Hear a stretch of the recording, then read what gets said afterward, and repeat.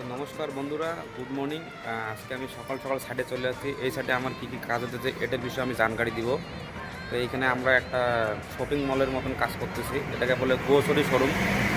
তো এটা আমি দেখাই দিচ্ছি এখানে কী কী হইতেছে। তো এই দিকটা ফাঁকা জায়গা আছে, এটাতে পুরো আলমারি হবে। আর এইখানে পুরো কমপ্লিট হয়ে গেছে এটা। যেমন এই যে এখানে প্রোফাইল লাইটের কাটিং হয়ে গেছে, এটা প্রোফাইল লাইট কাটিং করছে এটাতে পুরা। তো এরকম পুরো আছে। এটা হচ্ছে মিডিল বক্সের। তো এখানে পুরো কমপ্লিট করা হয়ে গেছে। আর